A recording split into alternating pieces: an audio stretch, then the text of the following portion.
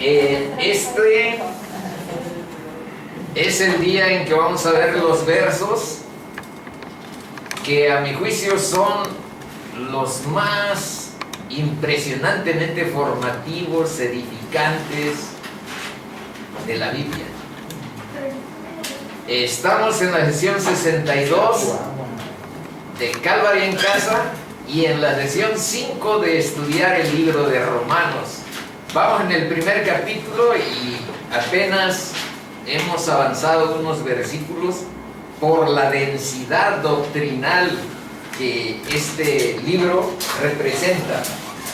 Les recuerdo que la carta de los romanos a los romanos más o menos fue escrita en el año 57 o 58 después de Cristo en la ciudad de Corinto. Hay datos en Romanos 16, cuando llegamos en el capítulo 16, a donde se mencionan nombres de personas que son de Corinto. Y eso permite armar de tanto la fecha como el lugar a donde fue escrita. También podemos decir que Pablo tenía aproximadamente 20 años ya como predicador cristiano cuando hace esta redacción de esta carta.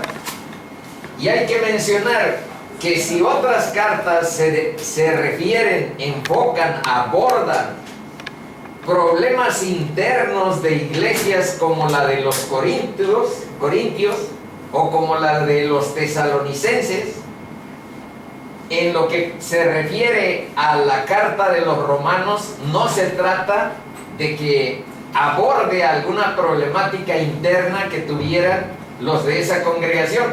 Por ejemplo, los corintios estaban peleados internamente, divididos, porque unos decían, no, yo soy de Apolos, otros decían, yo soy de Pablo, otros, yo soy de Cefas, que es Pedro.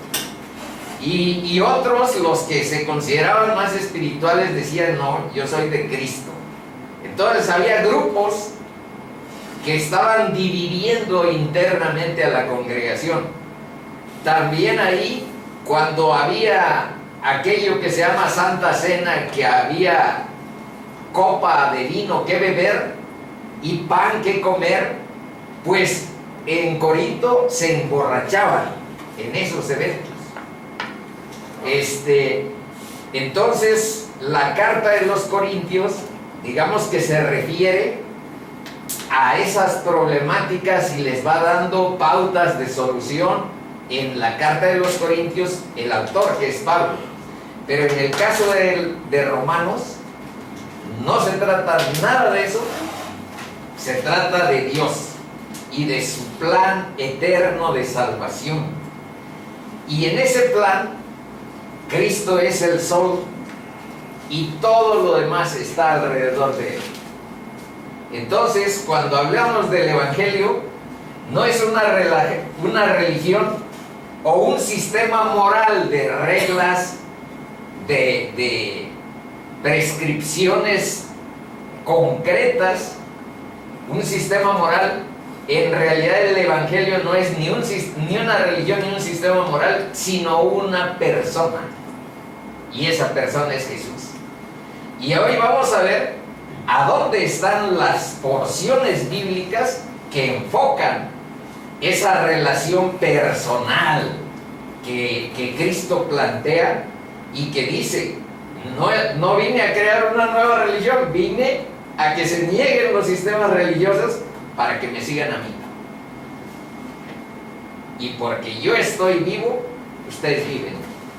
Les dijo a algunos de sus apóstoles y a nosotros, porque yo vivo, ustedes también viven. Así es que, por otra parte, hay que establecer que no hay evidencia histórica ni bíblica para determinar quién fundó la Iglesia de Roma en cuanto a si fue un apóstol. No hay evidencia ni histórica ni bíblica de si fue Pablo o si fue Pedro. Sí hay de que los dos fueron a predicar, fueron a enseñar a Roma, pero los fundadores pues quedan en la incógnita, o como que fueron nada más reuniéndose gentes que se convirtieron a Cristo en Jerusalén cuando Pedro predicó en Pentecostés, capítulo 2 de Hechos, que aquí analizamos, y también otros convertidos de los 3 viajes misioneros que había hecho Pablo en todas las regiones del Mediterráneo, Galacia, Filipos, esa área se llama Macedonia, Éfeso, etc.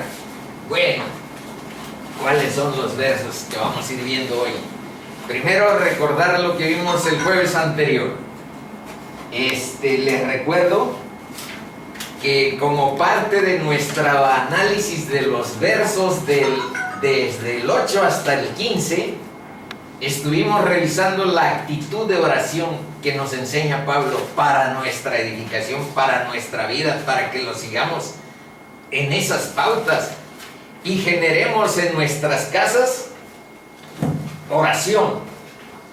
Oración con nuestros hijos, oración con nuestros esposos, con nuestra familia. Generar un espacio que sea una especie de tener un altar en relación a Dios, a donde orar. Y una de las cosas que vimos de esta actitud es que el efecto de la oración es unirnos con Dios, tener comunión con Dios.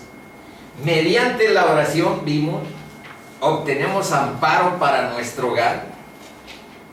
Ahí habla de que es como garantía para tu recato, para esas cuestiones tan turbias en las que nos movemos.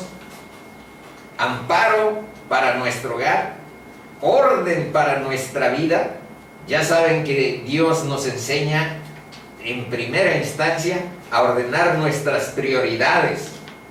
¿Qué cosas son las más importantes y qué cosas son las subsecuentes? También es protección para nuestro caminar diario. La oración es la intimidad con Dios y la contemplación de lo invisible. Son algunos de los conceptos que estuvimos analizando la sesión anterior, y el último dice que la oración es el disfrute de las cosas presentes y la sustancia de las venideras, de las eternas. Bueno, y los últimos versos que analizamos el jueves anterior son estos dos, los leo. A griegos y a no griegos, a sabios y no sabios, soy deudor. Así que en cuanto a mí, pronto estoy a anunciaros el Evangelio, también a vosotros que estáis en Roma. ¿Qué vimos? Que para Pablo era una especie como de obligación, se sentía obligado, en deuda con todos, lo consideraba como una necesidad imperiosa la proclamación del Evangelio. ¿Por qué? Pues es fácil deducirlo, inferir que él ve lo que Dios ve, que las almas están en peligro de perdición, de irse al infierno, que las almas necesitan guía, necesitan luz, necesitan atención. Y ese es el alma de un predicador del Evangelio, que ve esas partes y que no siempre los demás lo entienden. Pablo fue perseguido, ustedes ahora mismo vamos a repasar algo al respecto, pero aquí está clara ese sentimiento de necesidad imperiosa que para los demás no existe. Pues cuál, ni tanto. Su obligación, bueno, aquí dice que su obligación era con la diversidad de gente, tanto de intelectuales como de gente sencilla, porque a eso se refiere cuando dice a griegos y no griegos. Está hablándoles a los romanos. ¿A qué se refiere a griegos y no griegos?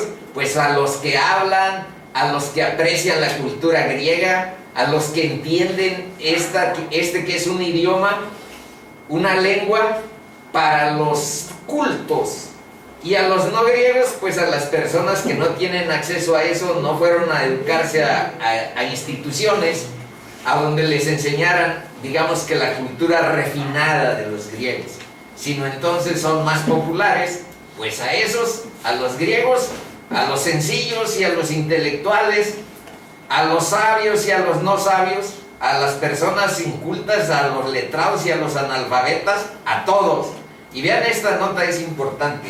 Dice: no se hace ninguna distinción entre los hombres que pudieran comprender el mensaje escrito y aquellos que no pudieran, asumiendo que oído este mensaje, esta carta, es susceptible de ser entendido por todos.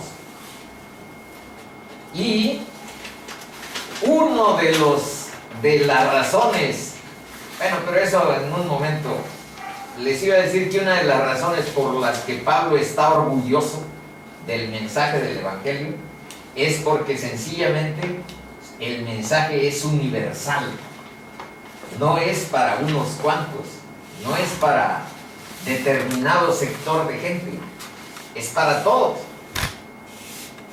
Y esa concepción del Evangelio es algo que realmente es nuevo, impresiona la misericordia de Dios que abarca a toda la humanidad, elimina cualquier distinción en la oferta de salvación entre judíos y gentiles. Los judíos siempre se consideraban pues el pueblo elegido, etc. Bueno, con la venida de Cristo queda claro que ellos necesitan, igual que nosotros, la salvación por vía del Evangelio. Y ya se eliminó todas las barreras. Somos una nueva creación. Está muy largo, pero les voy a leer una parte donde dice que somos una nueva creación y que ya no hay ni griegos, ni romanos, ni judíos, ni gentiles. Dice, está en Efesios 2, 13, 15.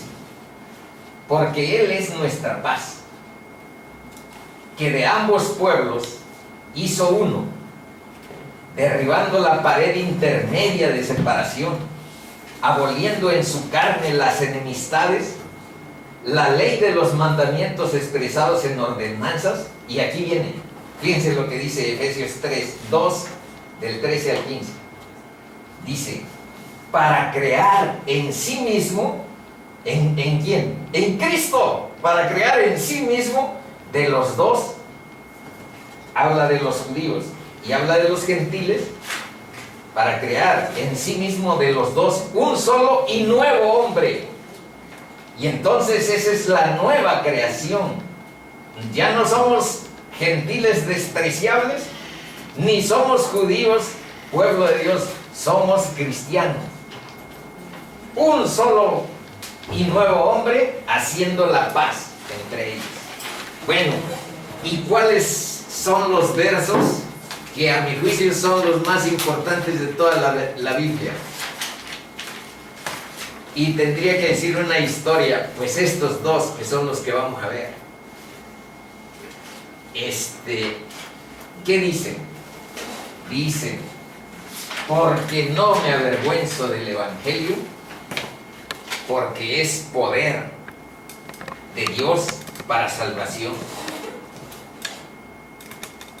a todo aquel que cree, al judío primeramente y también al griego.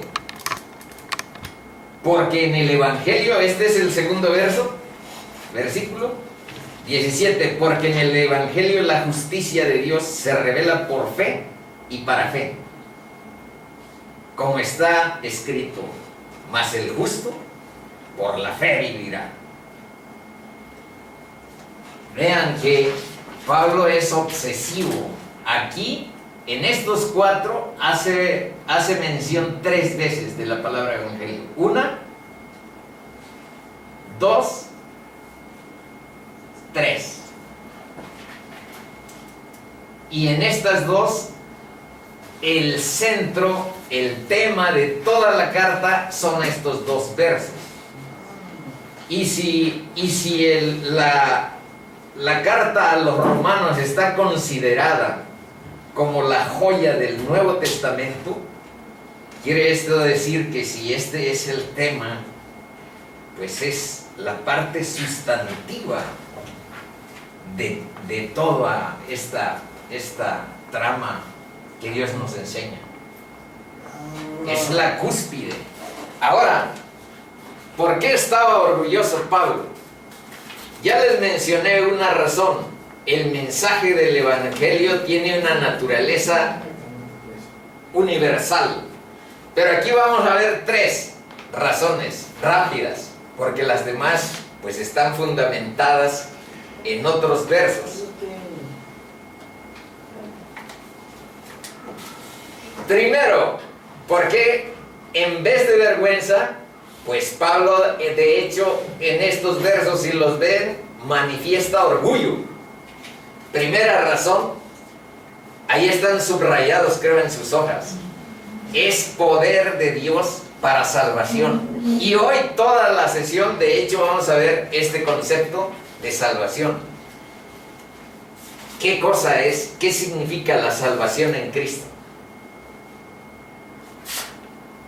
Entonces, es poder de Dios para salvación. 1, por eso estoy orgulloso de proclamar, de predicar, de enseñar, en el caso mío, el Evangelio. 2, porque en el Evangelio se revela la justicia para quienes tienen fe en Dios, confianza en que es verdad lo que dice su palabra. Se revela por fe la justicia de Dios, no tu propia justicia. Y tercera razón por la que Pablo manifiesta orgullo por predicar, enseñar el Evangelio, es esta, la última. La tercera razón es que el Evangelio es como un manantial de vida.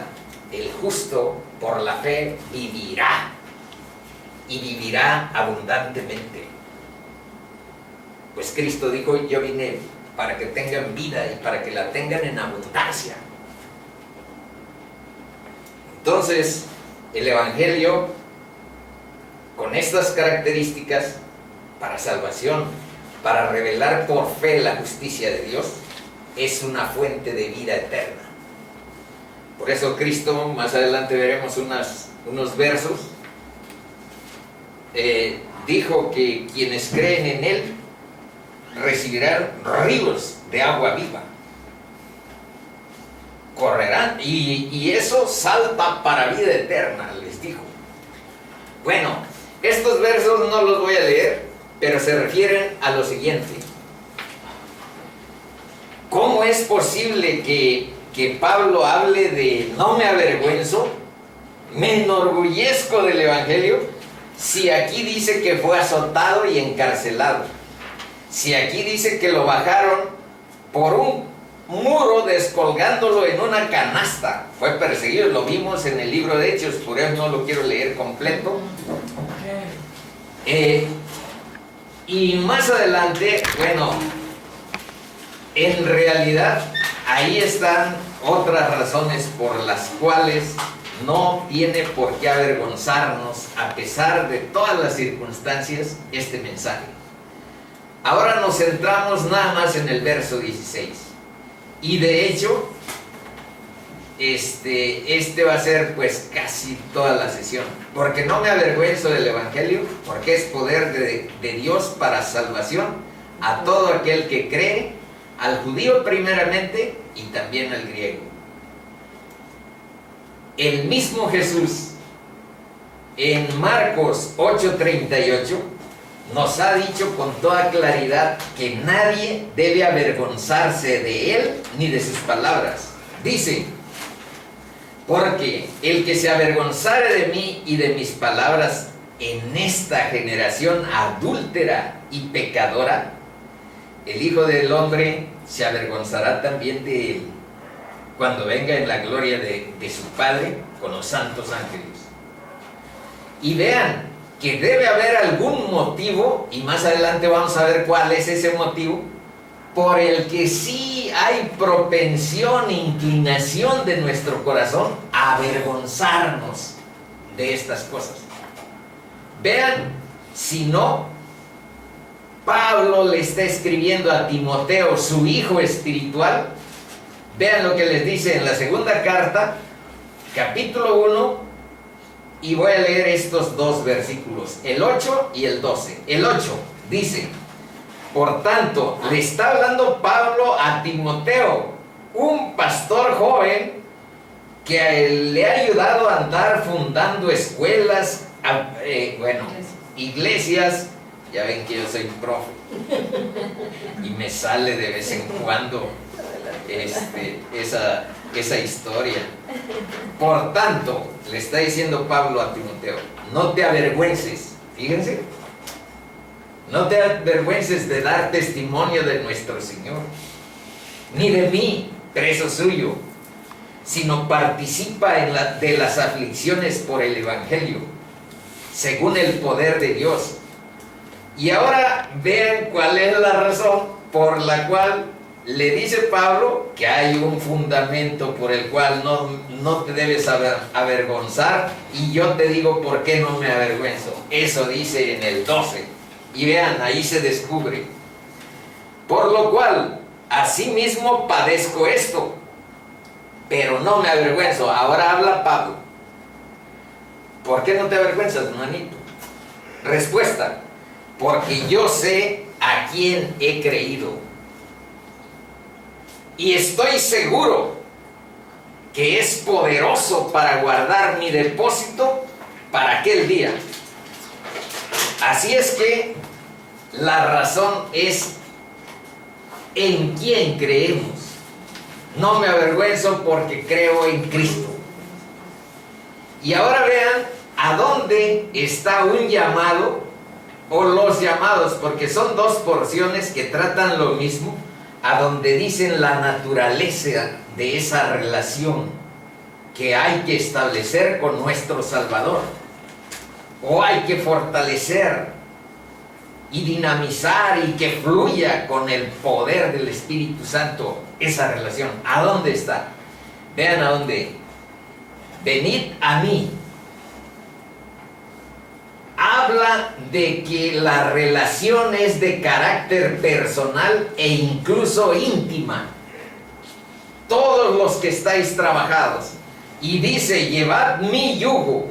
Es una relación personal. Y aprended de mí. Más claro todavía. Dice, porque mi yugo es fácil y ligera mi carga. Vengan a mí. No está hablando de una determinada organización social de carácter religioso. Vengan a mí, la relación es conmigo. Y ahora ven en otra porción donde dice algo parecido. Jesús les dijo, Juan 6, 35-37. Esta sí la voy a leer completa. Esta no la leí más que parcialmente porque es una de los textos, de las porciones que con más frecuencia, pues por aquí exhibimos. Pero esta no ha pasado. Jesús les dijo, yo soy el pan de vida. Y vean otra vez, el que a mí viene, nunca tendrá hambre. Y el que en mí cree, no tendrá sed jamás. Mas os he dicho, que aunque me habéis visto, no creéis. Y aquí otra vez, todo lo que el Padre me da, vendrá a mí. Y al que a mí viene, no le echo fuera, no lo echa fuera. Esa es parte de. Y ahora, ¿por qué razón o cuáles son las razones por las cuales sí puede haber elementos que propicien en tu naturaleza, pues cierto avergonzamiento? ¿Por qué? Porque la palabra de la cruz es locura para la gente común.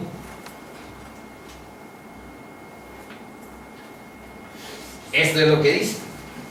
Pero a los que se salvan, esto es a nosotros, es poder de Dios. Y dice que hay quienes tropiezan en el mensaje de la cruz, en el mensaje de la cruz,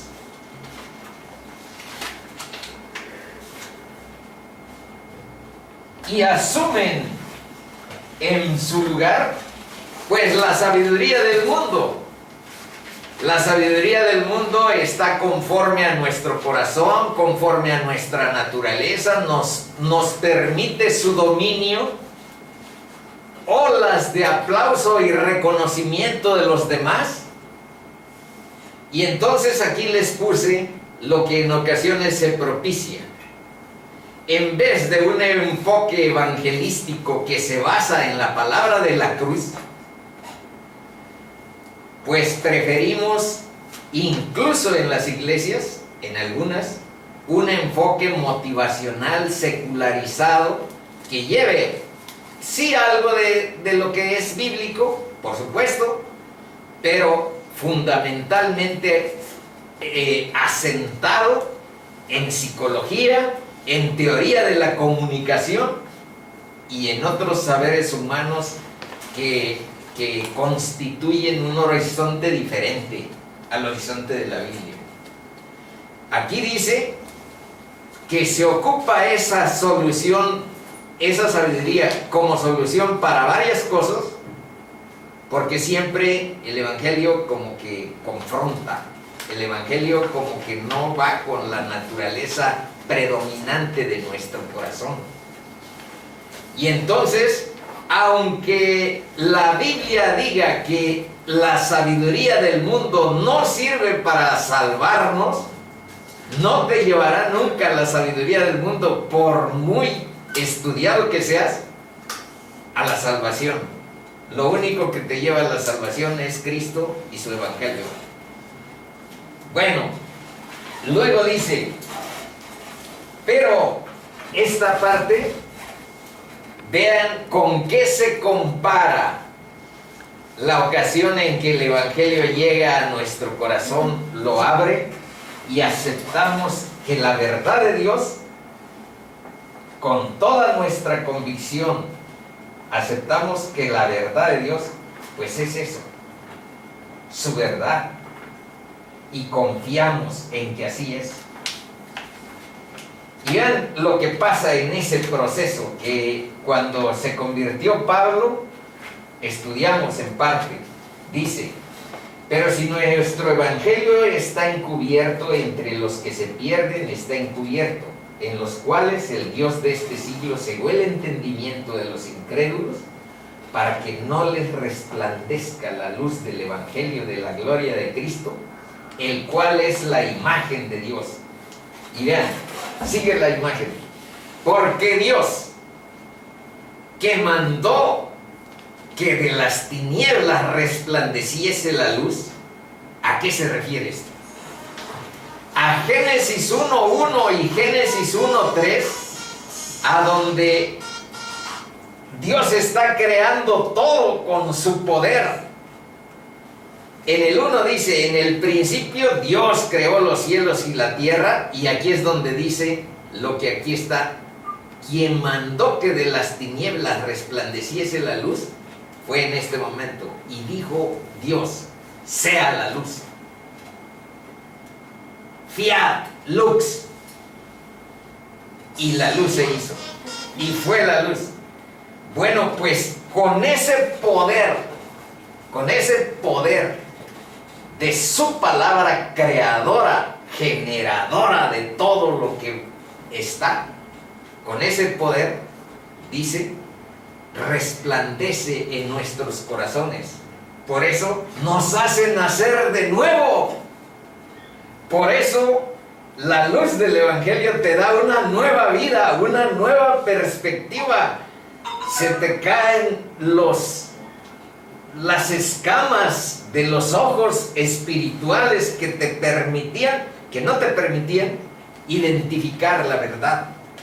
Entonces, aquí está la comparación con la creación, con una nueva creación que Dios hace en nuestra vida por medio del Evangelio.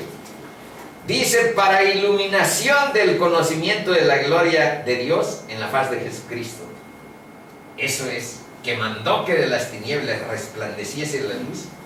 Es el que resplandece en nuestros corazones la faz de Jesús. Estas son preguntas problematizadoras de lo más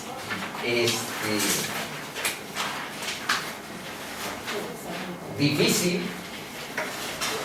¿Qué significa ser cristiano y ser iglesia en el contexto socioeconómico y político actual? ¿Cuál es la alternativa cristiana que podemos ofrecer al mundo que anda a la deriva sin valores, sin norte? Y reconozcamos que aquí en nuestra sociedad rige la ley del mercado. Y la única pregunta válida, pues no es tanto las que acabamos de hacer, sino la pregunta válida de nuestro mundo es esta: ¿cómo mejorar los niveles de producción y cómo mejorar los ingresos para poder aumentar el consumo de la gente? Y luego se mencionan algunos rasgos. Dice que en esta sociedad no hay absolutos en el campo de la verdad y en el campo del sentido y el significado de la vida. Cuando hablamos de sentido, es tratar de justificar o entender por qué estamos aquí, hacia dónde vamos, de dónde venimos.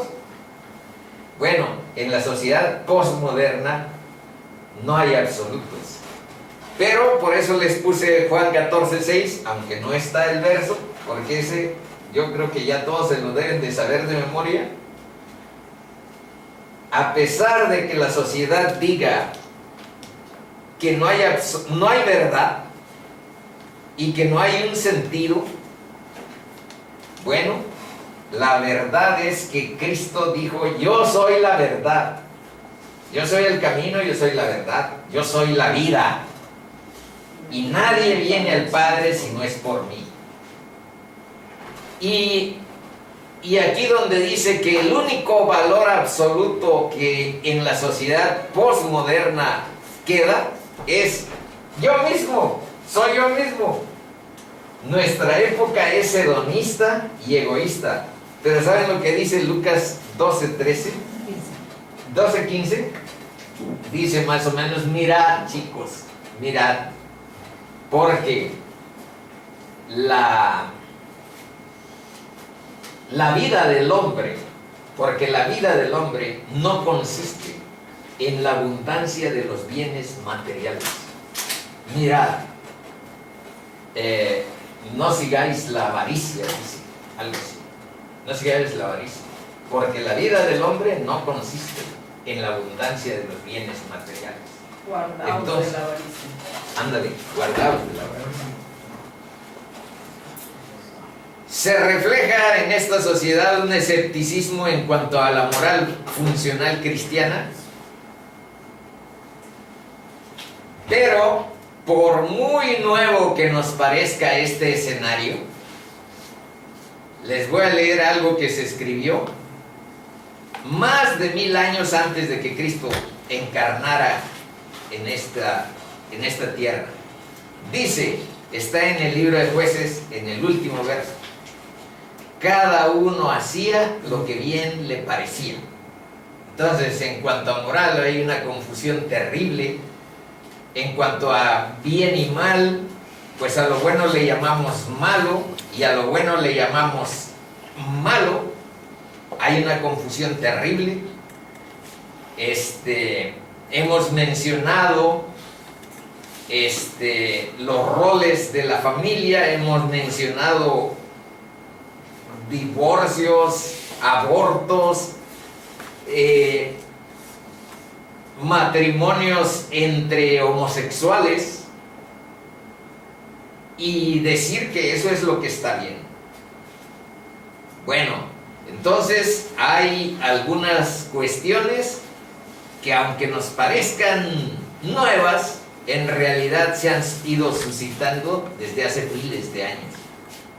Entonces, un punto fundamental que nosotros hemos focalizado y tratado de llevarlos es a que vean que independientemente de estas tensiones o de estas tendencias, Dios ha hecho algo en nuestro corazón. Eso está en Eclesiastés 3:11 y dice: todo lo hizo hermoso en su tiempo y ha puesto eternidad en el corazón de ellos. ¿De quiénes? Pues de nosotros, de los hombres. Dios puso la eternidad, es un afán, es una necesidad espiritual de que no estamos programados para morir. Incluso hace unos años, pero esa es la ciencia neurológica, estuvo haciendo estudios de cerebros humanos y descubrió que las células tienen un mecanismo de reproducción que pudieran ser eternas, porque tienen un sistema que se llama división celular. Y pues nosotros somos nuevos cada 7 años. Hay unas células viejas que se van muriendo y hay unas células nuevas que están renaciendo y hay una división. Y la pregunta es, pero entonces, ¿por qué morimos? Y solo la Biblia tiene la respuesta.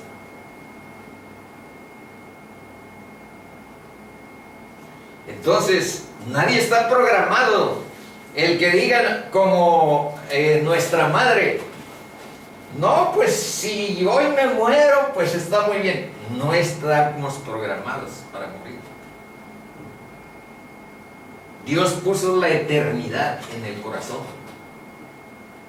Y podemos hacer lo que quieran de estudios y de lo que sea. En el fondo, cuando estamos cerca del hecho de la muerte, si no tenemos a Cristo, es algo aterrorizante y traumático. Nadie está programado.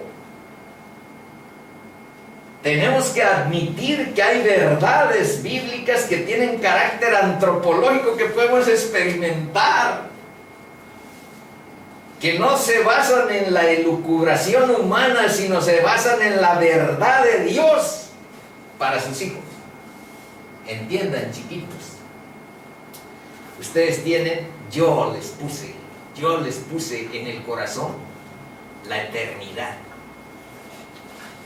Yo se las puse, yo sé lo que les digo, yo los hice, yo los creé, yo soy el diseñador. Dios nos habla con tanto amor y tanta misericordia, nomás que a veces pues está en un lenguaje para nuestro espíritu y confronta y confunde, y no puede ser que Dios diga, niégate a ti mismo, toma tu cruz cada día y sigue. No puede ser. Pues sí es, y es una voz de misericordia y de amor que tienes que aprender a detectar. Bueno, entonces, conforme a este diseño antropológico que Dios hizo, entonces, vean lo que aquí dice. La fe cristiana sí es una perspectiva global que pretende unificar todo nuestro entendimiento del ser humano, de la historia y del universo. Y de una vez hay que enfocar esto. La salvación de Cristo es el supremo bien. No hay ningún propósito, ningún objetivo de mayor valor y de mayor alcance en la vida humana que la salvación que Cristo ofrece. No hay. Y todos, dice, deberíamos buscar como el propósito de nuestra vida actual en una perspectiva eterna. Y al último está mencionado un tip. Dice que la vida está dominada por la naturaleza humana, así como somos de manera natural. Sin Cristo, está controlada por la ambición y la codicia, por el orgullo, por la lujuria, y es un suicidio espiritual. Por eso Cristo llama a arrepentirnos para con Dios y tener fe en Él. Eso nos salva. Bueno, y ahora sí, entramos a eso que es la salvación. Veamos por qué es el supremo bien que nuestra vida debiera buscar como nuestro propósito más importante, antes que las riquezas, que la notoriedad social, que la fama y el reconocimiento profesional. Salvar nuestra alma. Eso. Primero, es salvación del pecado, sus consecuencias y de la ira de Dios. Esto es lo más básico, lo más elemental. Unos cuantos versos. Mateo 1:21, desde que Cristo era feto, desde que Cristo estaba en el vientre materno de María, vientre virginal de María, vean lo que uno de los ángeles vino a testimoniar. Dijo, y dará a luz un hijo, y llamarás su nombre Jesús, porque él salvará a su pueblo de sus pecados. Eso fue de feto. Cuando iniciaba recién su ministerio, había alguien que iba abriendo camino, que era Juan el Bautista. Y pues a Juan le preguntaron, ¿tú eres el Mesías? No, yo no soy. Atrás de mí viene uno que no soy yo digno ni de desatarle las correas de sus sandalias, porque ese sí bautiza con el Espíritu Santo. Yo no, yo nada más los ayudo a arrepentirse y a que su corazón esté dispuesto para la llegada del Mesías. Bueno, pues ese Juan, con esa modestia, pero ahora lo identifica y le dice, está en Juan 1:29, y el siguiente día vio Juan a Jesús que venía a él y dijo, he aquí el Cordero de Dios que quita el pecado del mundo. Y saben una cosa, no van a poder entender qué significa el Cordero de Dios si no van a sus Biblias y van al libro de Levítico.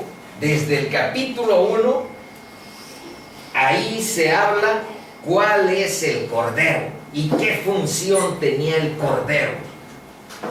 Hay que entender la expiación que había con los corderos para quitar el pecado, para cubrirlo, porque ni lo quitaba. El Cordero que quita solamente es Cristo.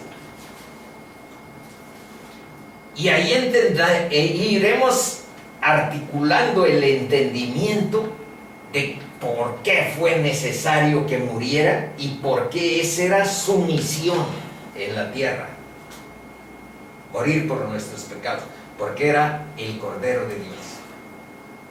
Porque era necesario quitar la barrera de separación que había entre los hombres y Dios. Sin haber quitado esa barrera que solo la sangre inmaculada y pura de Cristo era capaz, Dios nos tuviera condenados para siempre. ¿Por qué creen que hay antes de Cristo y después de Cristo? Porque ahí nuestra intuición humana nos dice que ahí sucedió algo importante y definitivo para nuestra vida. En la venida del Cordero de Dios, en quitar los pecados del mundo, en hacer de su sacrificio el evento que rompió esa barrera y que permitió que Dios pudiera restaurar a su pueblo por fe en lo que sucedió en la obra de la cruz. Bueno, en Juan 3:36 dice,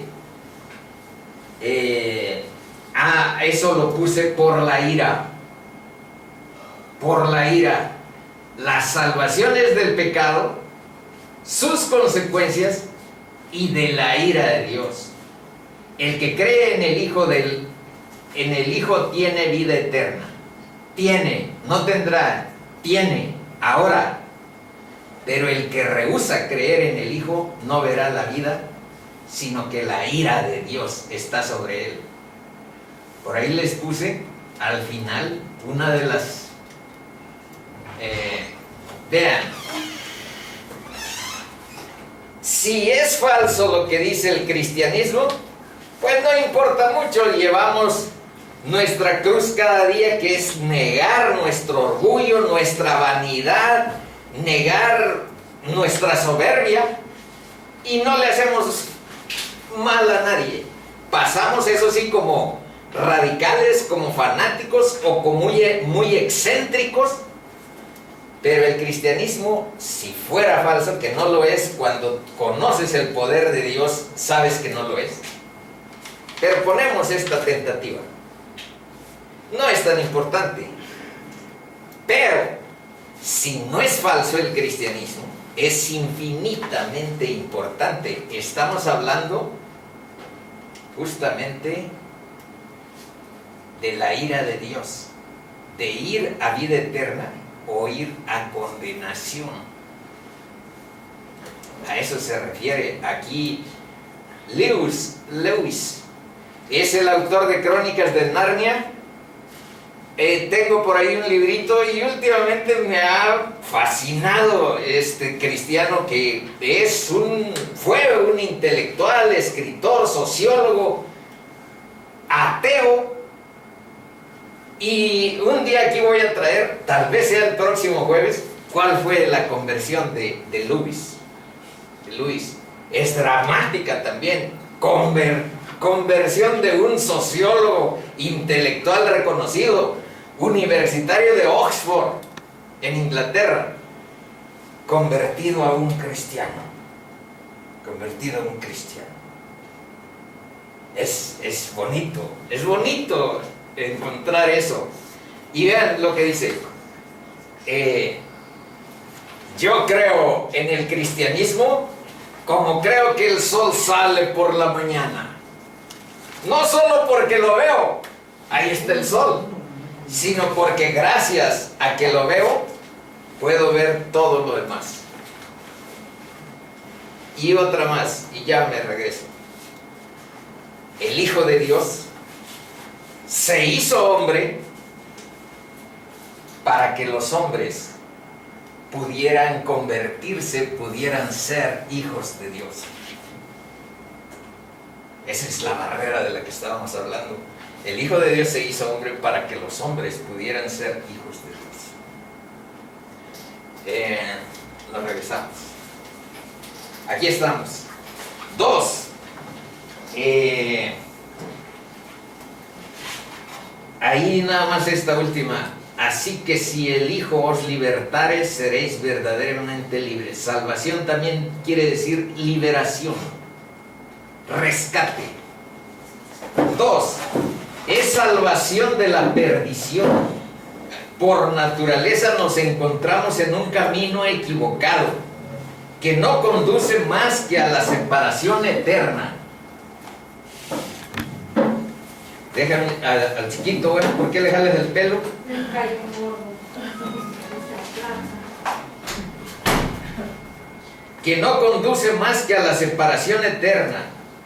Cuando recibimos la salvación de Cristo, vamos por el camino verdadero de la vida. Y ahí les recuerdo unos versos. El primero es de Lucas 19:10. Vino, porque el Hijo del Hombre vino a buscar y a salvar lo que se había perdido. Y en Hebreos 7:25, por lo cual también puede salvar perpetuamente a los que por él se acercan a Dios, viviendo siempre para interceder por ellos. Tercero, es salvación del contagio espiritual de una generación retorcida. y perversa.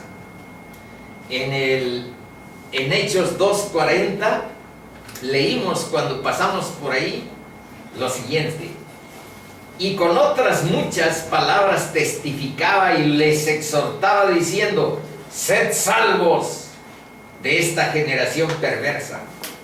Efesios: esto pues digo y requiero en el Señor, que ya no andéis como los otros gentiles que andan en la vanidad de su mente, teniendo el entendimiento entenebrecido, ajenos de la vida de Dios por la ignorancia que en ellos hay y por la dureza de su corazón.